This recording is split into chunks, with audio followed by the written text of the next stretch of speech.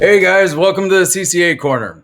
So, Cole and Mallory are out on vacation, which means that the inmates are in charge of the asylum this week. We're going to try and make it as easy on them as possible. I'm trying to talk to some folk. So we've been talking about starting. We're calling it the Mailbag, working title. Where we talk to people who've reached out to us because y'all are sending us a lot of emails and stuff, and we try to get back to all of y'all. And we want to make this a CCA corner for CCAs and for people who take care of CCAs. So this can be all of our thing.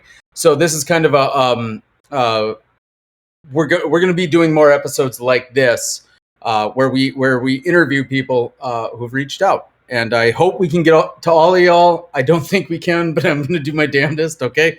But in any case, so on this inaugural edition of the Mailbag at the CCA Corner, we have Gus from Branch 34 in Boston.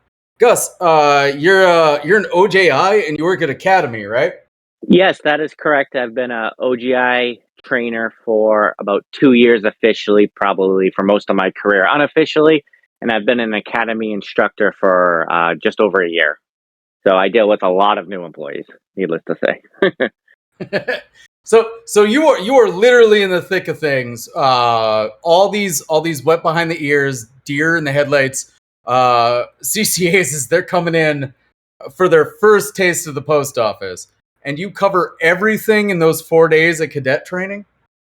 Yeah, I mean, believe it or not, the majority of your training as a letter carrier outside of time with your OJI will be with your city academy training for those 4 days. So anyone who's listening to this, who's gone through it, probably remembers there is a lot of information we get through.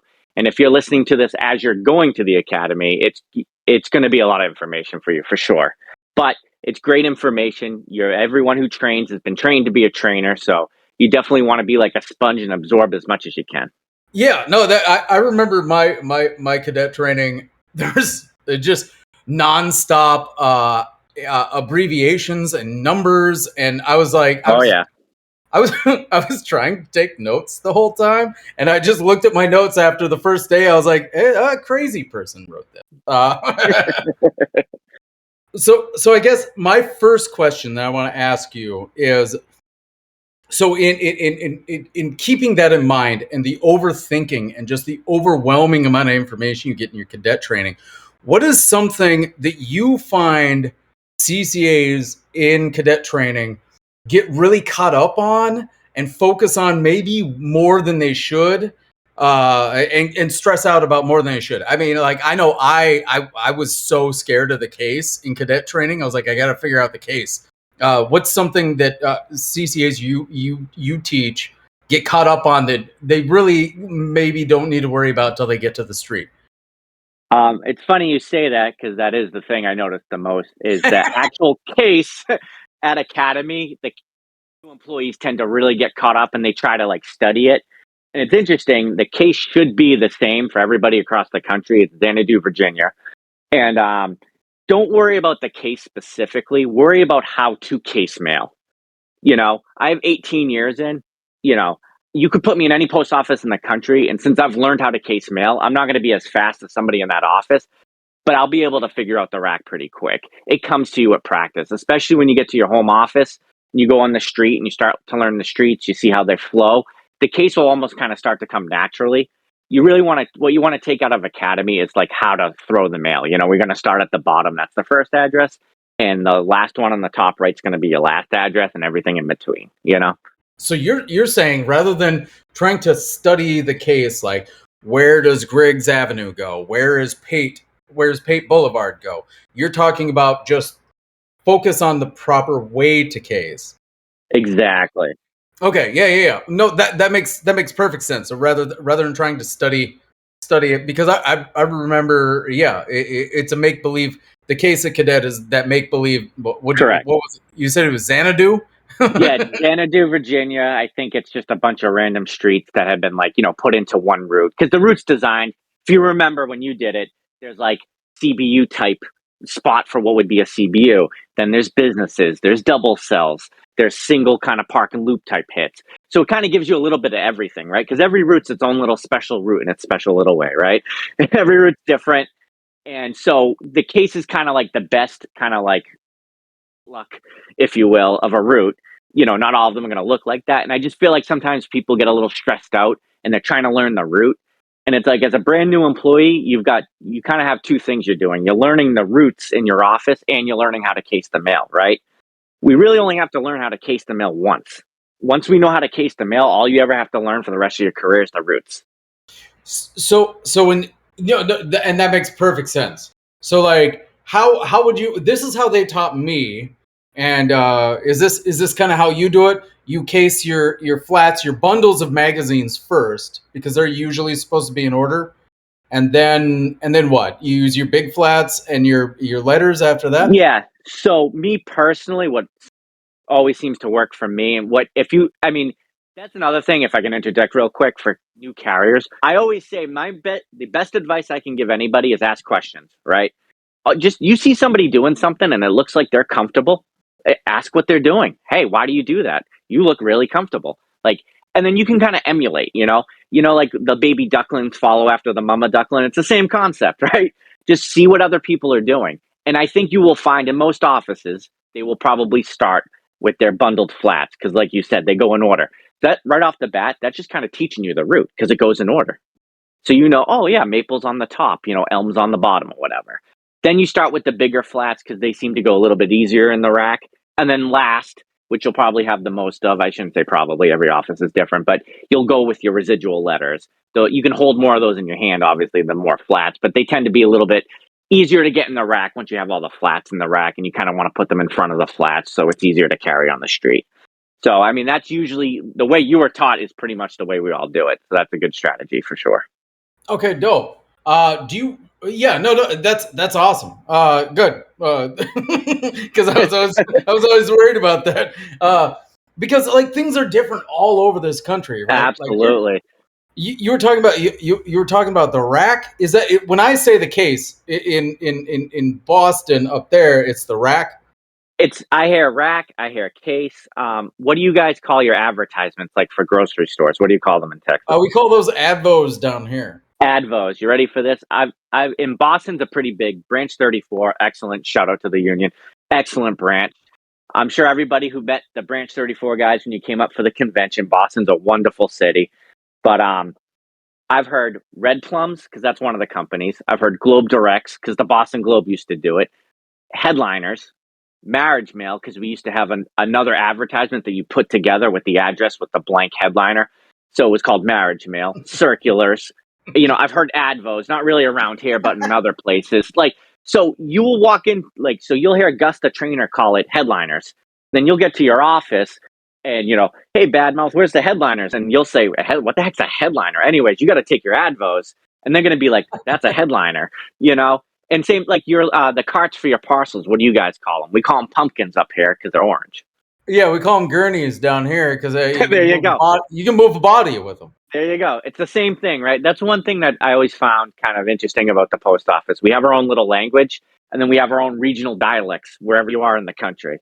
Yeah. And I'm in Boston, and I deliver a couple towns north of Boston, and the words are completely different, and we're a subway stop away, So don't get overwhelmed. I know it is. Tell everybody it is, and it's so easy for me to say, but it's like, don't get overwhelmed, right? You know what? Every single day across our wonderful country, there are letter carriers working hard through every sort of weather event you can imagine, right? You can do this. Absolutely. You just got to take it one address at a time, take it one hit at a time. And then before you know it, by the end of the day, you'll be like, wow, I was nice and calm. I just did one thing at a time and it worked out, And there are people out there that want to see you succeed. The post office has been so great to me. I was eventually able to buy my house. I have a beautiful family. I'm very proud of the life I live, and it's thanks to my hard work at the post office. Nobody handed it to me. I had to work hard for it, but it's nice to kind of see 18 years later, it's nice to see some of the seeds I planted at the beginning of my career start to grow into trees. And it can be I'm not going to lie. I'm a grown adult. there were days I cried when I first started. I'm not going to lie to you. Like it was that stressful, it's a stressful job. This is the first adult job I really actually ever had. And it can be stressful. Looking back now, I kind of laugh and smile. I have no shame. I'll tell people I did that, but I'm really proud of the work we do, and seeing people like you, Mallory, Corey, and everybody on the podcast they really inspired me to really even step up my game on reaching out to people. That's why I emailed you guys and offered my services to come on. Gus, you're trying to make me cry right now, and I don't appreciate it. Because, we don't cry off the clock, okay? No, that's for sure. You never do that, right? Yeah. In their tissues, Well, I mean, that's something I think I try to tell CCAs in their first 90 all the time is just. I mean, you and I were talking, and you brought up my whole thing is just fucking chill. It's cool. Richie Ray said someone told him when he was first starting out, they're like, the day will end eventually. You know what? I heard that in your podcast with him, and I was like, that is the best thing I've ever heard to tell a new person. You know what? No matter how bad it is. And the other thing too is you'll hear, right? It's like anything. You go to a restaurant, there's going to be more bad reviews because people want good service, and you don't tell people you got good service. You tell people you got bad service, right? Yeah. For every bad day in the post office, I've got 100 great days. Yeah. Just great days. It was, the work flowed. It was nice. People got along. We had great talks, fun times, get coffee on our break, whatever the case may be, had fun conversation in the office, beautiful weather outside. And I just had a wonderful day, delivering mail, as wonderful a day as anybody can at work, I should say. Right. But, yeah, I try and get folk to focus on that too. It's like I love my job. The fucking hour I spend, I don't make hour office time. I make it hour and 15 because that's how long it takes me to get my shit done. But the hour and 15 is a little stressful because it's one big long argument and fight. But after that, I got 8 hours out on the street where I get to say hi to my friends in the neighborhood where I deliver mail to. No, exactly. Yeah, one of the things I wanted to bring up, because you said it when we were texting before we got on this call, was the way you put it was just like the day will end eventually and all that. Is you said it's easier to deliver mail once to 500 addresses than it is to deliver mail to 500 addresses all at once. Exactly. Like one thing that I roll my eyes. I try to behave, but like when somebody says I've got 5 trays, so like if you need the time, you need the time, right? But like the 5, what does that mean? Like one of the, there are routes I've been on that have 1,400 deliveries, and oh my God, 1,400 deliveries, right? It's 2 buildings, 700 units, and then you get a route, you're like, it's only 350 deliveries, it's 4 houses a street that are a quarter mile to their mailbox up the driveway, So like, don't get caught up in the numbers, right?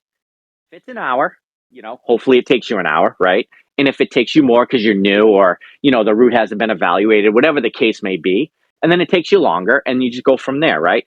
But you will stress yourself out. Like during Christmas, my route probably got 3 times as many packages as I normally do, I don't care what my 5th package is. I'm just worried about what the next one is. After I do package number 1, guess what? You're going to be surprised. You know what package I'm going to do next? Number 2. I will worry about, 498 after I do 497. It's so much easier to just do one thing if you have a lot of things to do, like I said to you, it's just easier to do it once at a time than to try to do them all at once. You're not going to be successful. You're going to make mistakes.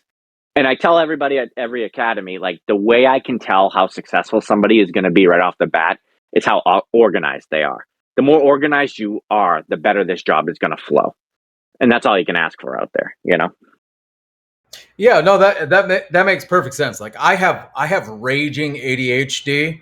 I will take my time in the office setting myself up, because if I cut corners in the office and let them bully me to get me out of the door before I'm organized, my day is fucked. So yeah, no, that makes perfect sense. Do it right. And what we've been talking about is Richie Ray brought up a no mistake pace.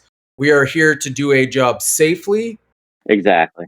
Do it accurately, and just focus on a job well done. Speed is the least of our worries. We're just trying to get through our day.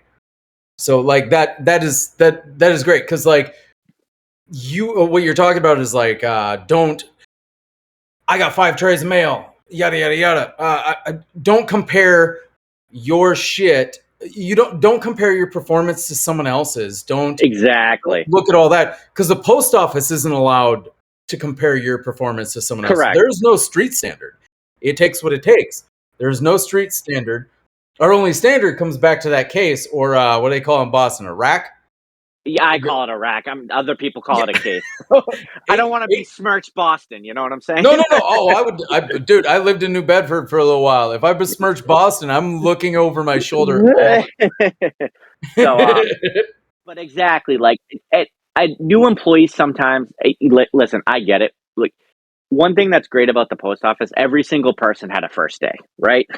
We were all there. We all had first days. And guess what? Nobody was good on their first day. You might have been great for your first day, but nobody was good on their first day. If you understand the difference. So, Oh yeah.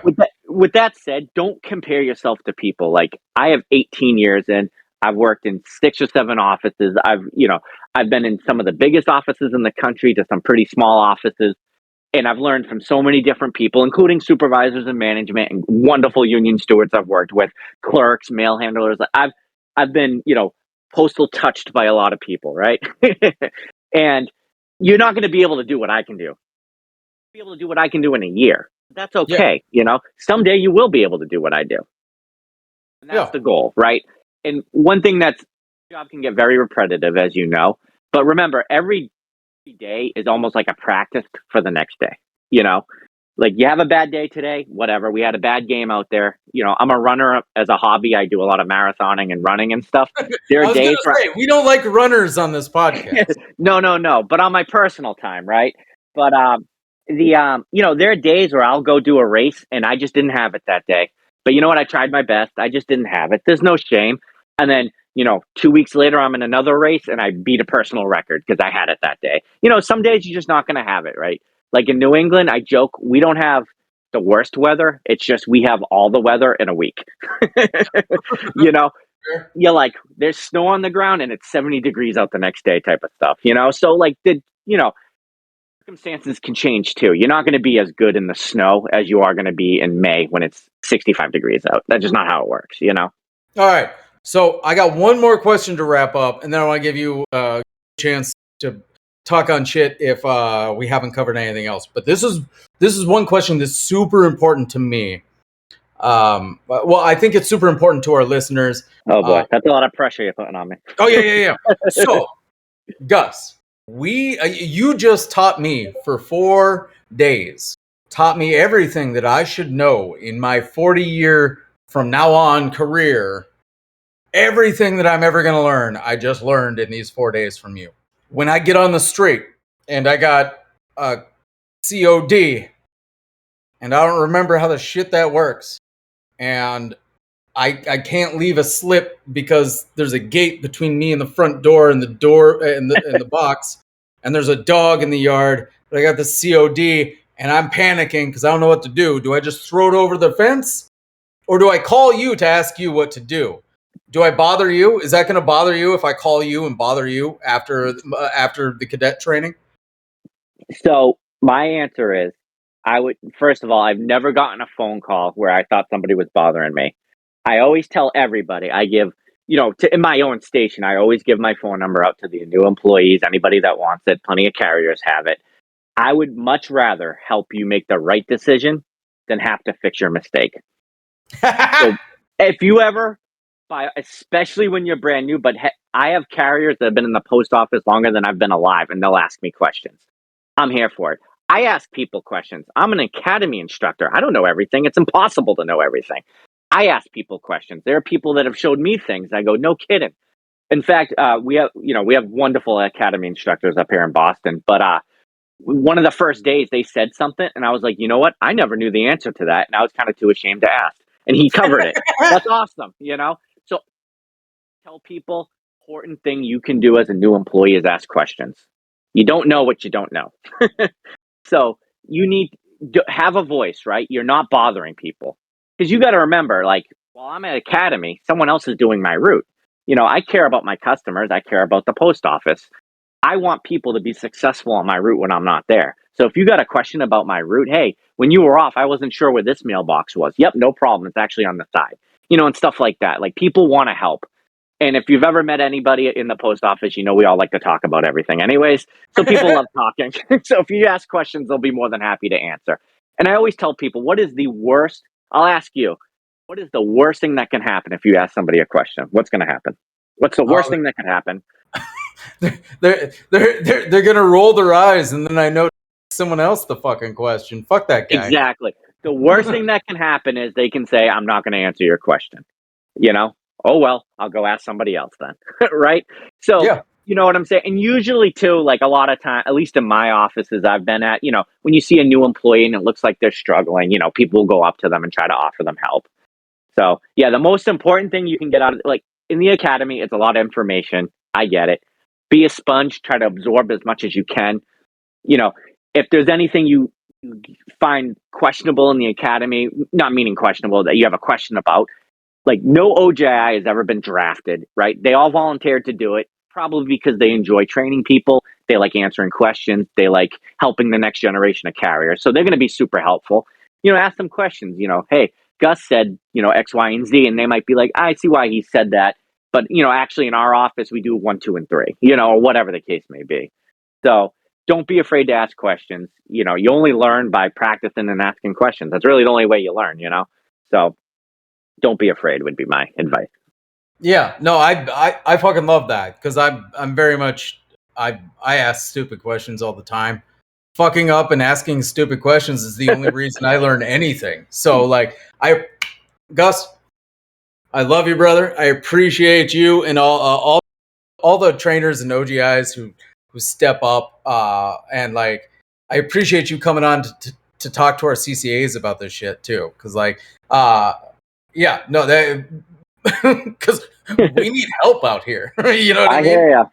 No, and if I may, I'd like to just say one thing. This is going to skew for younger employees. It's the CCA Corner after all, and but hopefully there are people out there like me that listen to all the podcasts and everything. And if you're a senior carrier, and I mean, meaning you are not, in your first 2 years, really. Like, to me, once you're past 2 years, you're more or less a senior carrier. You might not be as senior as other people, but you've been around, you own your own route. Like, I want you to go back and remember your first couple of days every time you see a new person and how lost maybe you felt at times. Like, we got to help the next generation of carriers. My retirement is going to be through the post office. So if I just ignore everybody behind me, they're not going to be successful. And then what's going to happen to my retirement? So even if you are the most selfish person out there, selfishly, you should want to help people because it's going to help you down the road. Right? I'm not wrong. So, oh, fuck, Gus, I love you, brother. And also, I want to say thank you for doing this. I know it wasn't easy to step up and, put it out there and become the voice of the CCA Corner. So I do appreciate you stepping up and doing that. And I do enjoy all the podcasts. Christ, who's putting pressure on who now, brother? Like, no. I mean, like, yeah. We're all struggling out here. It sucks out here. It's cold out. So we gotta take care of each other. So yeah, I appreciate you coming on here to help us. And and I'm forever humbled that anyone's fucking listening and trying to learn and do better. So, like, yeah, no, thank you, friend. Like, it means a lot. And it means a lot to me too, man. I appreciate it. All right. So I don't know any better way to wrap up than that. This has been the inaugural interview on the Mailbag of the CCA Corner with Badmouth and Senor Gus.